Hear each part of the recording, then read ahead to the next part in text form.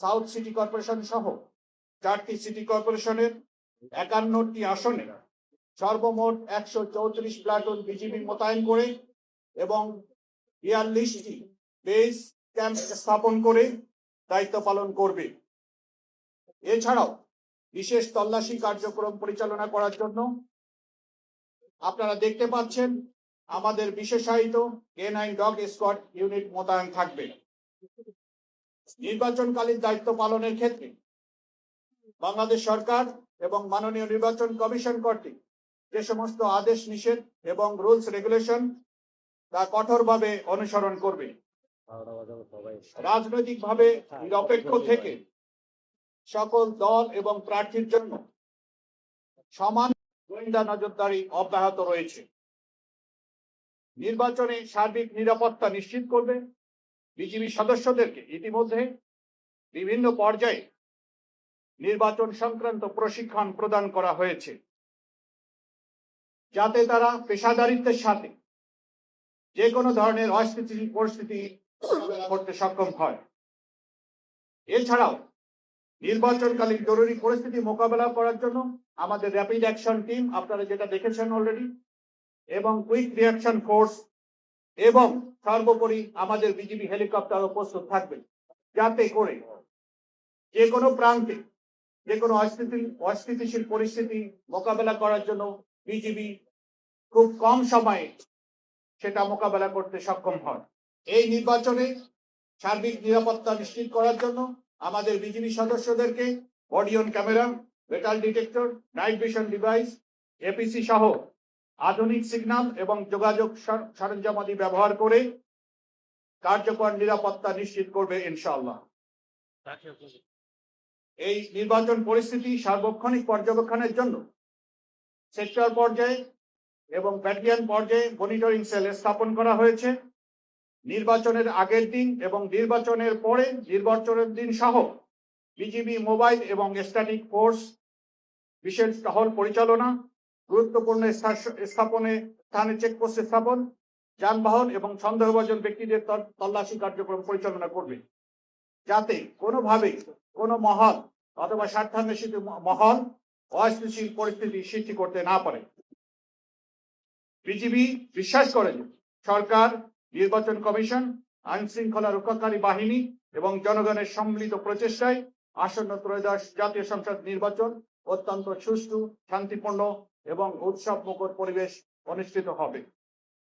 দেশের জনগণের আস্থা এবং বিশ্বাসকে সর্বোচ্চ গুরুত্ব দিয়ে বিজিবি সর্বদা সংবিধান ও আইনের প্রতি শ্রদ্ধা রেখে এই দায়িত্ব পালন অব্যাহত রাখবে ইনশাআল্লাহ। সবাইকে ধন্যবাদ। আমি আশা করি নির্বাচন অত্যন্ত সুষ্ঠুভাবে এবং সুন্দরভাবে হবে। এই লক্ষ্যই কিন্তু আমাদের মতে, যাতে কেউ কোনো ধরনের কোনো দুর্বলতাকে কাজে লাগিয়ে কোনো ধরনের কোনো অস্থিতিশীল পরিস্থিতি সৃষ্টি করতে না পারে। এই জন্যই এত মোতায়েন এবং এত পরিকল্পনা এবং এত প্রশিক্ষণ। আমি এই মুহূর্তে কোনো আশঙ্কা দেখতে পাচ্ছি। আমরা দেখেছি যেমন আপনাদের একদম প্রধান থেকে নির্দেশনা ছিল, বিরোধী মত দমনের জন্য খুবই নির্দেশনা ছিল। আমি জানতে চাই আপনাদের নির্দেশনাটা কি আছে?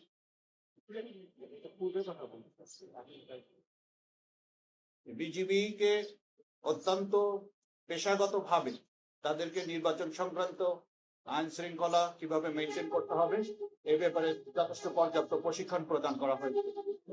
আমাদের কাজ হবে অত্যন্ত কম শক্তি ব্যবহার করে আমাদের স্থিতিশীল পরিস্থিতি সৃষ্টি করা, অত্যন্ত কম ফোর্স ব্যবহার করে।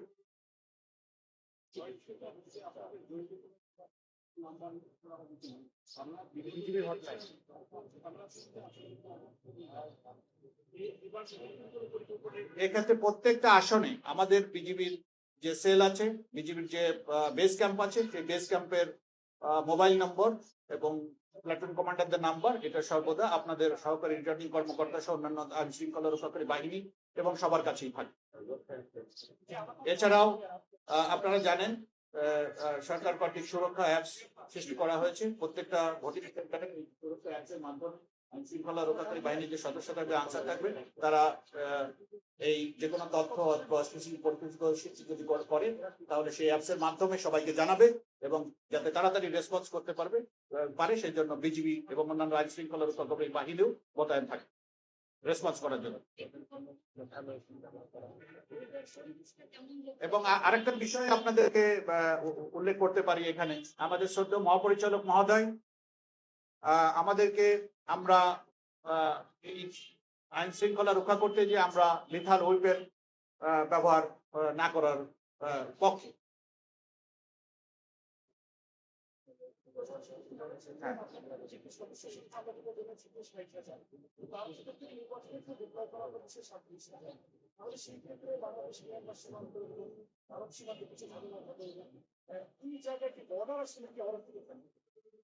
আপনি ঢাকা সেক্টর কমান্ডার, তারপরেও আপনি একটা প্রশ্ন করেছেন।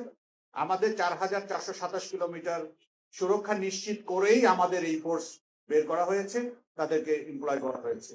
আপনাদের 100% আমাদের সার্বভৌমত্ব রক্ষা করার জন্য যে পরিমাণ ফোর্স আমাদের ডিপ্লয় থাকার কথা, এবং স্পেশালি মায়ানমার বর্ডার এবং অন্যান্য জায়গায়ও আমাদের সেই পরিমাণ ফোর্স আমাদের মোতায়েন আছে।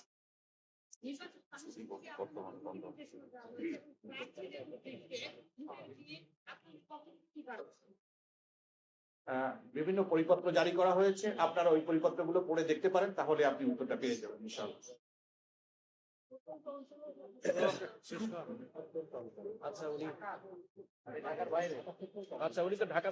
আমি ঢাকা সেক্টর কমান্ড আমি বলতে পারি। তারপরে আমার যে প্রত্যন্ত অঞ্চলগুলো আছে, ধরেন চর এলাকা, এগুলো অন্যান্য আইন শৃঙ্খলা রক্ষাকারী বাহিনীর সাথে একটা সমন্বয় হবে।